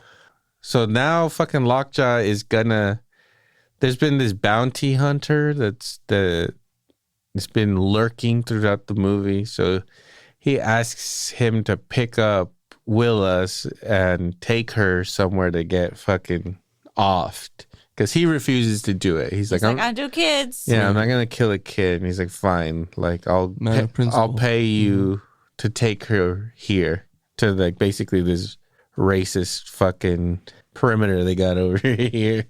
He goes and he takes her, and he looks like he's maybe Native American or something. So he's very much a minority and seeing these white people with power doing despicable fucked up things. And so he takes her and goes to his car and then thinks about it. It's like, well, you should have thought about it before you fucking took her. But he had to have taken her to save her life. A little late. Right. Well, he didn't have to take her there. True. So then he has a change of heart, gets a shot, he goes in there, kills all of the racists, but dies in the process. Right. And then you get to see Willa's trained and shit. Wiggles her way not out of the handcuffs, but so that her hands are in front of her body. She gets a gun. She goes in there. She gets a gun. You can tell that she knows how to hold it. She's moving in a way that like somebody who has trained would move. Right. Either that or she watches a lot of action movies, because I feel like I would have that same swiftness probably if I was She's also in martial arts, so she has a lot of discipline. If I was in a similar situation, I feel like I would also perform at a equal or greater level. You would die immediately. Fucking shoot my fucking foot. Help! You got me. instant out. Yeah, she has to get the keys to the car, so she has to pass through all these dead bodies. And then she's driving around in a fucking Charger. I think it's a Charger. I don't remember. I think it's a white Charger. So you get a Charger / Mustang / Celica chase. I think it's a Celica, an old Celica with a wing on it. The spoiler, do you remember? I don't remember. Come on, man. No, I remember the Mustang. I don't know if it was a Challenger though. And in the meantime, there's also like Sean Penn's getting chased down by the, By Bob. Bob is behind him. They're put a hit on Lockjaw. Mm-hmm. Oh, right. Well, yeah, with the guy in the Shelby, in the Mustang. He takes him out first. Right. Yeah, so he goes, shoots him in the face, and now he's going after Willa, who's pretty sure she's in a Charger. A white Charger. He's in a blue Shelby Mustang. Super dope. And Bob's in a Celica. Yeah. And so fucking funny. He asks, he comes to like a little convenience store. Yeah, and there's a couple of Mexicans sitting out there, and he's just like, hey, like, which way or whatever. And I don't know. I think he speaks in Spanish. I can't remember. But fucking amazing. He does like the Mexican whistle, which I can't do. Right, same. I'm not the best at whistling. I can whistle, but not like that. Not like a true Mexican. It's one of the can't do it. Heartbreaks in my life that I can't whistle like that. But he does the Mexican whistle like perfectly. And it's just amazing to see the Mexican whistle in a fucking such a high profile film. By Leo. Yeah. By Leo. Yeah. Also, at this time, Benicio sacrifices himself so that Bob doesn't get arrested, and he lets himself get arrested. And he makes him throw himself out the window. Yeah. And he fucking, I love the line too. And they ask him, have you been drinking? He's like, I've had a few. It's like, a few what? I've had a few small beers. That's got to be the new line. I've had a few small beers. So it's okay. Very true. And you don't know what happens to him. Like, hopefully he just goes to jail for a DUI. But is that interrogator guy going to get to him? Or who knows? Is Lockjaw's operation going to get swept under the rug? Or is there going to be repercussions for this? We don't know. Yeah. We don't know what happens. Is it just a simple tale of Bob trying to get to his daughter and just fucking coming up against obstacle after what's up one battle after another? Really, it is. Now the title makes sense. They say that they actually say the title of the movie in the movie, but I feel like they use it good. I think Leo says it. It's in the beginning prologue. It's like from here on out, it's one battle after another. And I love when it shows up on the titles too. Fantastic. Super stylish. What else? So Lockjaw gets taken down. he gets shot in the face. Yeah. And then What if he shot you in the face? That's a risk we were willing to take. This movie shows us that. Yes.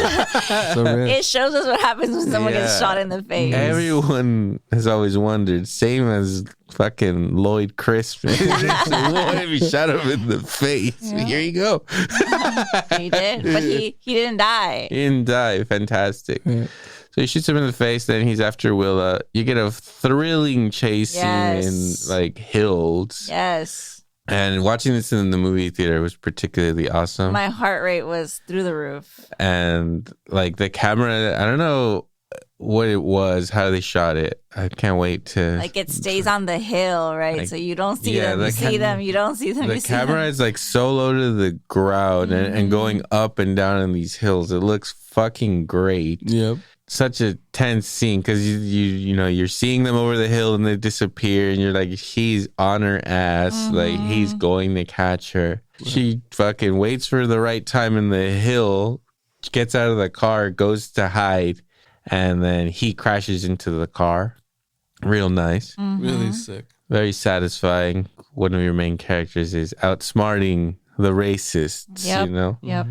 he comes out of the car all fucked up, and then she does the password thing, and he's like, "What?" So she just fucking blasts him, and then I think he's still alive, and she has to like definitively kill him, and then she just like lets out like this crazy fucking scream afterwards, where she's like, "Fuck!" Like, I have now I've killed somebody. It's real. And my dad was right. It's real. Not only that, you're now Complicit. Yeah, whether it was your fault or not, you just murdered somebody, and Yep. A killer. but I don't know. Everything seemed to be fine at the end. She didn't get arrested for shooting that guy. That Christmas Adventure. There's no way they're not gonna come after her after. Then it's be a sequel. That was the thing there too, right? Because Lockjaw's at that point, right? Which You see him survive, like and walking like a big, like a badass. like the Terminators. Yeah. It's powerful walk. Like he's still the man, even though half his face is In gone. fact, he's got more cred now. Survived an Someone assassin. was saying, I don't know if this is true. I don't think Sean Penn has verified it, but that they think he's doing Vince McMahon, because Vince McMahon kind of walks like that. He kind of talks like that. He kind of got all roided up and would wear like the super tight shirts and had a similar haircut. So a lot of people are saying that that's what he was trying to do, but unverified. But I see it. I see it. Either way, great. Yeah. Yeah, so Christmas people. She shoots that guy, and then Bob is right behind him. So the first time you're watching it, you're like, oh no, like if she fucking Kills shoots her dad, like, You can't remember shit. yeah, like this is fucked. But no, he finally gets her, and everything's happy. So Lockjaw survived. And then the Christmas Adventures, they're like, all right, like, they make him explain it. They're like, so, like, how did it come to be that you, like, have a black child or whatever? And he's like, I was raped in reverse. Dude, when Amazing. What? I'm pretty sure I was the only person that just busted out laughing in the movie theater when he said that. It's like, I was raped in reverse. I was like, God, like, hilarious. Super serious, too. Not an ounce of doubt. Yeah. No. Yeah. That's the thing. He's like, it is my belief that like she wanted my power. And then there was a dude sitting next to me. He's like, semen demon. Like, we know exactly what you're talking about. Yeah. And I love because the guy's just like, how exactly does one get raped in reverse? Well, sir. Yeah. Since you asked. I'm glad you asked. Trying to get this out for a while. And then so they're like, all right. Does he explain how someone He gets- does. Yeah. He says like he like drugged her, and he's like, and then like had sex with them. He's like, why do you think they did that? It's like they wanted my power. Like they were jealous of my power, and they wanted to take it. Right. He gave it. And like he was just like unwillingly gave it because he was passed out. A raped in reverse. If you will. It's a reverse. By definition. Oh my god, that's so good. That's so good. So yeah, they get a nice chuckle out of him, and then they gas. This man's fucking crazy. We were right. It's fantastic. They're like, all right, like you made it. You're a Christmas Adventure. Here's your new office, and he's just like, oh boy. Yeah. Boy, oh boy. He made it. And then he sits on his chair, puts his feet up on the desk. And then gets he gas. dies. And then he realizes it right before he's like, oh shit. And then He's it's gone. too late. He's dead.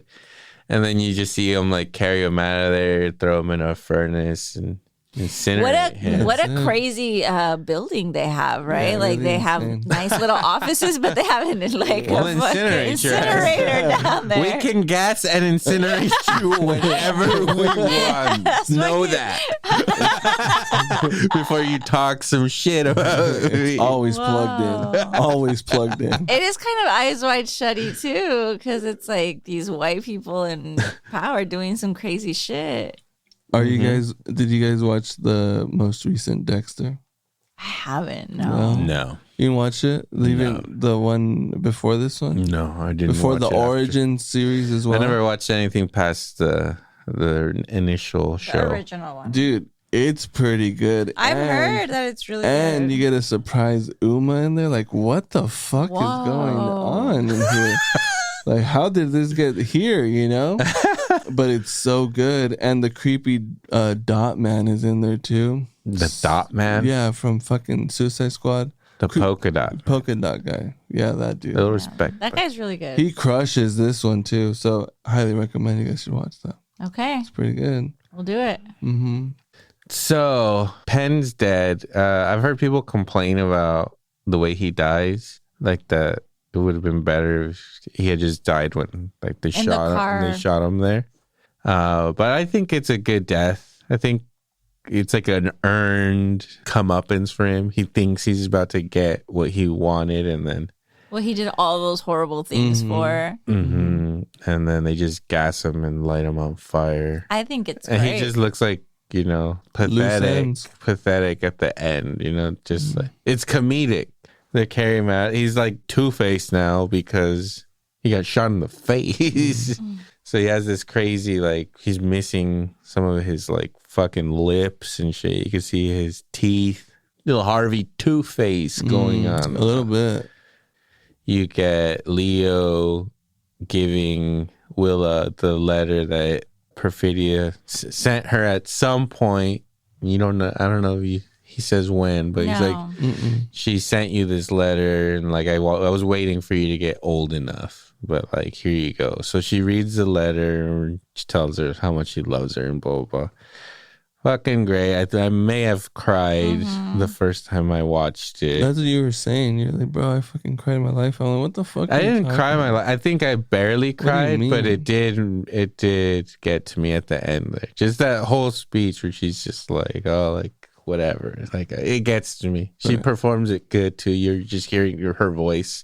She had to understand that her mom wasn't what she thought she was, but then she gets a little bit of an insight into her mom. So then she's like, all right. Like, she's like, I know I fucked up, and, you know, hopefully one day I can make it right, you know? And then you see Bob, who has now, you know, the whole time he never wanted to use phones and shit because Lockjaw was out there. But Lockjaw's gone now, so get this man an iPhone. Yeah. No problem. So, in a way, even though the movie does end like in this like happy note, it's like Bob is a pretty like sad fucking character. He's just gonna stay there in his couch. Now he has a phone. He's trying to figure out how to take selfies.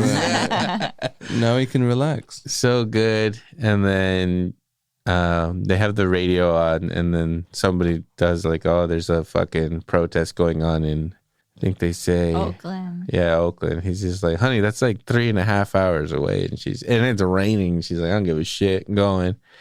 And you get Tom Petty's She Wasn't American. That's how the movie ends. So you just end on such and then it ends with him high. still telling her to be careful. And then she's like, I won't be, you know, just like every other kid. She was an American girl. Great shit. No? No. You don't like that I song? don't think I've heard that song. What? You've definitely heard that. Probably need to hear it. Yeah. Well, you heard it if you watched this movie. You heard it. Unless you fucking muted it at the end. I don't remember it. And yeah, no, I do think it's definitely my favorite movie of the year, hands down. It's not even a debate. I think Marty Supreme is number 2, close second. Yeah. I think just like what this movie says and like how successful it is in like every way, it being like funny and suspenseful and fucking masterful to fucking look at. The score's great. The performances are great. It's like, dude, there's no flaw in this film. Right. So I am like, I don't know if it's the best movie in the last 10 years, but I am like, it's the best movie in the last, I don't know. Like I was thinking like, with this and Oppenheimer. I was like, Oppenheimer's the last one that I was kind of like, this movie is great. And I was like, I think this movie's great too. Is it greater than Oppenheimer? I don't know. It's just the experience, the ride they take you on, dude. It's it's a very different kind of movie. Yeah. But I was thinking about that. So it's like, if it's the best movie of the last 10 years, then you're saying it's better than that. Yeah. Like you mentioned. Is it better than that? Like you mentioned last time, Bad Boys 2, very similar. Yes, very similar. That's over 10 years ago, Bono. Was it over 10? Yeah. We were or you guys are like, oh, Maverick. I love Maverick. All right. We don't have to have her back. Top Gun Maverick is amazing. How dare you? Starting off the But year for some strong, reason, I'm the one that brought it up. Like, you're like, oh. Not in this house. You're going to talk about Top Gun Maverick like that. I'm not talking about it. I'm just saying, like, you guys wouldn't shut up about it, and you weren't even, like, thinking about it right now. It was a thrill ride. No, it's one of the best. The best? Now. Just like Bad Boys 2. Yeah. Just like Bad Boys. Bad Boys 2, then Top. Both produced by Jerry Bruckheimer. He had that eye, that keen eye. He's been doing this. Ay.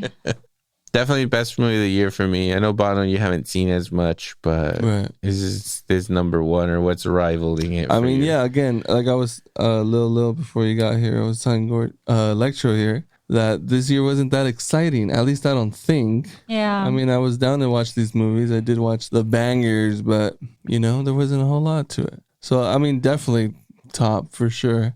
I don't know so what do you give this though? If you this is a 10 out of 10 10 for for me. 10, huh? Yeah, absolutely. I agree. Oh shit. Okay. For me, it was a 10 out of 10. I saw this in the movie theater 3 times. Okay. 3 times. I watched it twice in XD while it was still playing in the big screen. Like I went twice, like within a week. Right. And then I went a third time to make Lily and my brother Lalo watch it because they hadn't yet. And I was like, these bitches ain't gonna go unless I fucking I have a kid. Dude, I know. And we found the time, and I was like, you have time right now. We are going to watch one battle after another. Right. It's worked out. Same here, honestly, and the fact that I did it at home, I think takes away for sure. But I would be like at an 8.7. Oh, really? Yeah. That low? Yeah. I mean, it's not low, but it's not a 10. I think I definitely thought it was a 10 for out of 10. me and how I watched it. Yeah, I think, and I watched it on my birthday. That was what I did on my birthday. Awesome. And then when we walked out, just so you know, Bono, I saw Spirit Store, and I was like, you know what? We're gonna go buy costumes and go to Bono's show. And Gordy was like, absolutely not. Dude. But we did it. Yeah, it was great. It was so dope. But yeah. So that's why it was a 10 out of 10. It was just a 10 out of 10 day. Right. It was a 10 out of 10. Awesome. Okay, let's see. I mean, we got Marty Supreme. Wake Up Dead Man. That was very good. Strong movie for the end of the year. Zootopia 2. Zootopia 2. So good. I gave it So I gave it good. 3.5 stars. Wow, that's cute. You guys are cute. So good. Did you watch Eddington? No. Oh my God. Um, Trash. A lot of people are saying top 2 best movies of the year. I couldn't. I couldn't turn away. I'll tell you that. Yes, that's true. Lily didn't finish it I gave up. The last 5 minutes, I was like, I'm done. I'm not going to even watch how this ends. because I mean, I don't know if I liked the movie, but I respect the film for sure. And there's great performances in it. It's going one way, and then the movie just goes for like an hour off the rails. It's so just, you're just they like, did whoa. just go haywire. Like, it's like, what? What is going? And then just the way it ends. I mean, my girlfriend watched this with me. I've never seen her that mad. The movie just pissed her off. She was like, what the fuck did we just waste 2.5 hours on? And I was like, I don't think it was a waste of time. It was like, definitely, I'm glad I watched it. That was interesting. She was like, that was so bad. So some people think it's terrible. Some people are calling it a masterpiece. I gave it 2.5 stars. Yeah. I watched The Running Man. Predator Badlands. Did you watch Predator Badlands? Mm-mm. Fantastic. Frankenstein, 2 star. Don't even get me started, you guys. What did you What'd you give get, it? Lil? What'd you get? How many I stars? was just outraged listening to you guys talk about Frankenstein. How dare you? As one of the maybe hundreds of people that watched it in the movie theater, I got the opportunity to go see it in the movie theater. I felt completely different than you guys. Well, yeah, you sure. watched it in the movie theater. Yeah. You had a different experience. Yeah. Black Phone 2, 3 stars. Smashing Machine. I didn't watch I want to that. see it, but I still wanna haven't watch seen it. Yeah. Spinal Tap 2, of course. So Haven't far, so watched it. good. The Long Walk. I love that movie. It was good. Yeah. Caught Stealing. I liked it. That's stealing. I don't think I saw that. You've watched it. It's I the did? What is it? what's his name? Butler. Austin Butler movie. Oh, I kind of dozed off a You little fell bit. asleep. It Yeah. was snooze fest. It's okay. I liked it. Honey, don't. Ooh, that's definitely probably the worst movie. It's like, honey, no, you Yeah. should not have done that. Oh, that was not good for both of them. No. I gave it 2 stars. Honey, no. What's so crazy about Honey Don't? Let's really quickly. Charlie? He's good in it. That's what I mean. Poor Charlie is what I. What's crazy about it is that it's like so close to being a good movie. Yeah, It's like it's almost a good movie. And then at the end, it's just like, fuck you for watching this. No, I was bored. I couldn't finish it. I was bored. yeah. I saw it in the movie theater, so I had like No choice. Yeah, I was invested in the movie. I was sitting next. This old man was 2 seats away from me. It was me and an old man watching this movie at noon on a fucking like Tuesday. Wow. You sound like a pervert. Yeah, he was nude too. It was that kind of show. Yeah. Until Dawn. Did you watch Until I Dawn? didn't watch it. No. Isn't that the video game movie? Yeah. I watched it. It wasn't bad. 2 stars, but it wasn't bad. That 2 stars is not good. Yeah. I enjoyed it. 2 stars. Dangerous Animals. Did you guys watch that movie? Nope. The shark movie. The guy with Jai Courtney's torturing people with sharks. What? He No. kidnaps women and then feeds them to yeah, sharks. yeah. It's Yeah, pretty I remember good. this.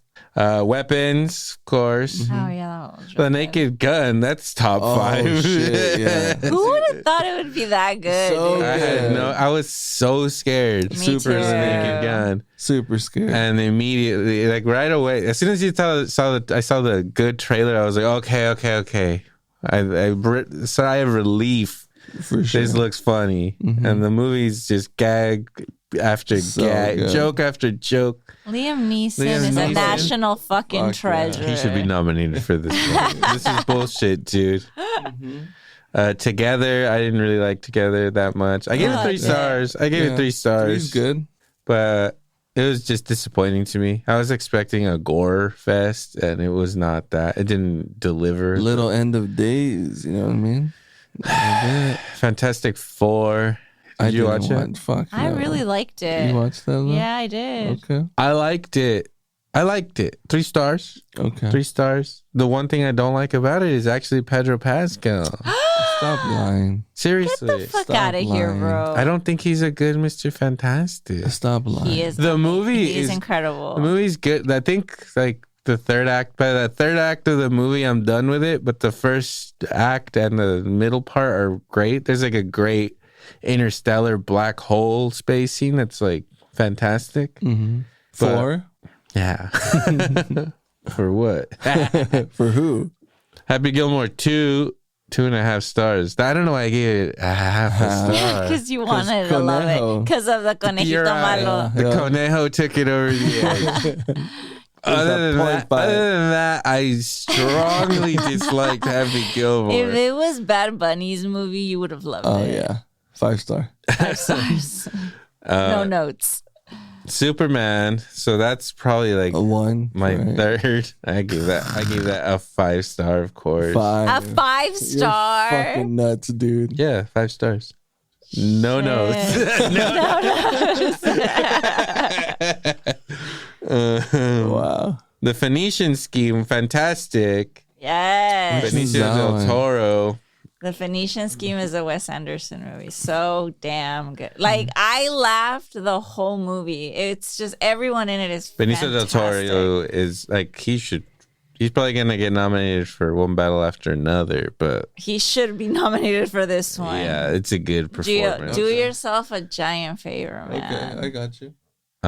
Jurassic World Rebirth, Slog. I gave it 3 stars. 5-star. 3-star Slog. F1, 3-star Slog. Oh, you're just talking crazy, huh? Dude, it's on so many people's best of the year. They just announced it yesterday. It was like the best of the year. I don't get it. As somebody who I should be a fan of this movie, I do not get the praise this movie's getting, man. Pitt is sleeping through it. F1 isn't for you. It's the most predictable. I feel like how Lily was talking about Top Gun Maverick. That's how I feel about F1. Like, it was just so predictable, like so where the crazy. movie was going. You know how you feel about Lil saying those things? That's how I feel right now, dude. Like, And what are you talking about? All the car stuff is great, but it's not good enough. wow. Okay, so what? 3 what? I give it 3 stars. Wow. 28 years later, I gave that one 4 stars. I still haven't watched it. Neither. And the new one's coming out too. I know. Right? I need to catch It's up. on Netflix, bitches. Watch it. I know. I gave the How to Train Your Dragon remake a 3.5 star. I've You never watched seen. How to You've given Train that more than F1. Yeah, I enjoyed. I wish everyone could see Bono's face. So crazy. I liked it. More than F1. Here's the thing. Maybe this is why I like it more. Why? I had never seen How to Train Your Dragon, so this was like the first time I saw that story. Intro too. Yeah, so I enjoyed it. Crazy. Ballerina, 3 stars. Never saw it. Friendship, the Paul Rudd movie, I gave it 4 stars. You gave Friendship 4 stars? Yes. I thought that movie was fucking weird. It was definitely weird. I was not into it. It's one of those movies that makes you very uncomfortable. Bring Her Back, 4 stars. Yeah. Mission Impossible, The Final Reckoning, 4 stars. Still haven't seen Not even a it. 5, huh? 4 stars. Final Destination Bloodlines, 3.5. Or Okay. Fight or Flight, the Josh Hartnett movie. I give that 3 stars. Havoc, the Tom Hardy movie, I gave it 3.5. Sinners, give it a 4. Oh yeah. Sinners was very good. Warfare, I gave it a 4. I loved Warfare, give it a 4.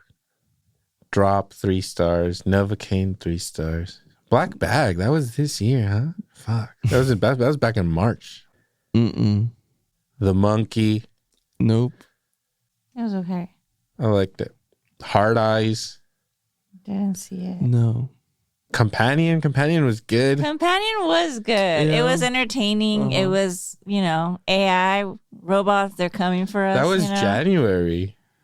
Yeah, we Kicking started off off the the year. year. That was a good movie. It's probably It the was a good best movie. January movie ever. It was a good January. It's a good way to start the year. Because January is usually known for the shitty films. So the fact that the 28 years later movie's coming out in January is It's scary. not a good omen. Scary stuff, huh? I think Killian's supposed to be in this one. Is he? I think they're gonna set him up. They're probably gonna set him up at the end of this movie. And they're basically saying that if they make the third one depends on whether this next one makes any money or not.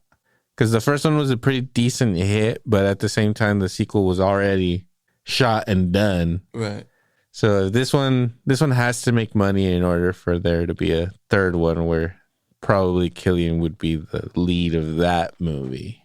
So we'll see. You got to go watch it. You guys better go watch this movie. Otherwise, we're not going to get it. Okay. Okay, yeah, you're right. Hell of a year, 2025. Wow. Not a lot of exciting stuff again. Yeah. I think you're right. When he's going down his list, his letterbox list, I'm just like, yeah, there was a few little gems in there. I know I watched some in betweens there too, so.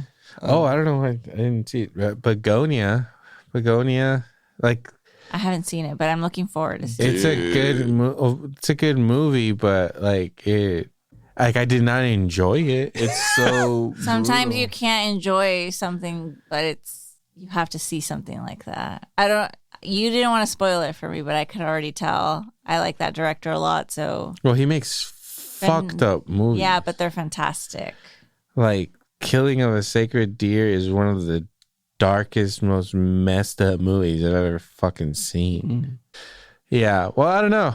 Just with Marty Supreme and Superbad, I think No, I think we it's ended the the best year year I've right. had. We think it ended right with Marty Supreme. we got a fucking Kill Bill the whole bloody affair this year. Oof. I cried, dude. I cried I turned too. around and I looked at my brother and I was like, I'm crying. And he's like, me too. I'm like, what's happening? But it's just, we love those movies so much that to see them together, like, it was overwhelming. Crying had never been an issue during these movies. Fuck no.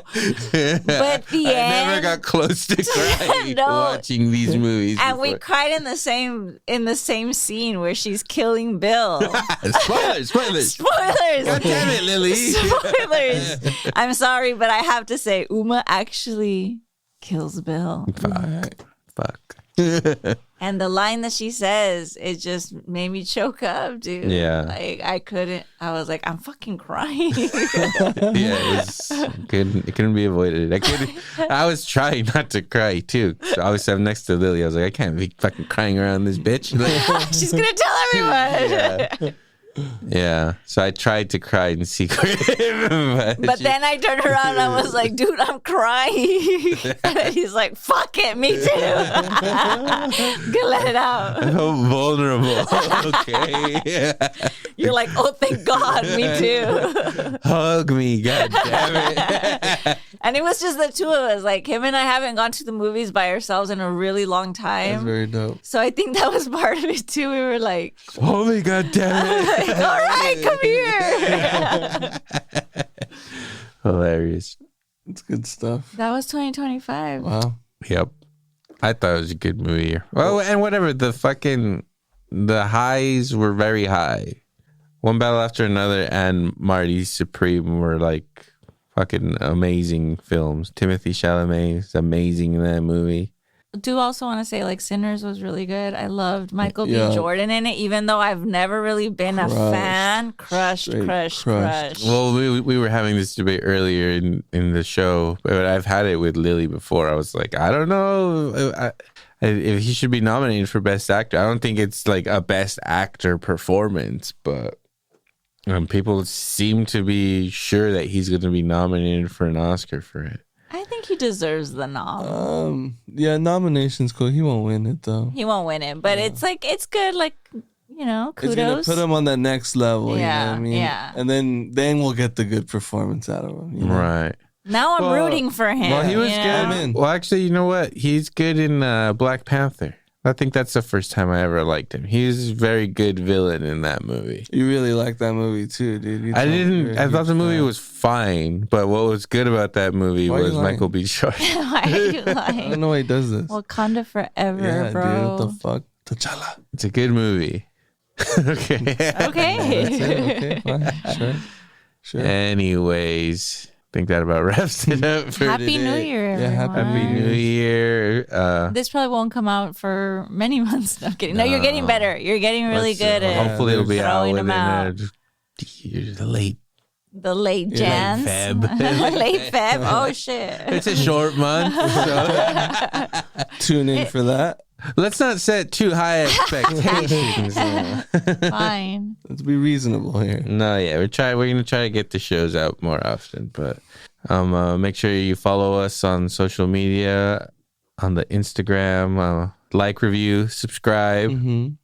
Tell your friends. tell your friends. Of course, we are brought to you by Salad Bites Media. Each and every episode, there's some good podcasts on that network, so check them out.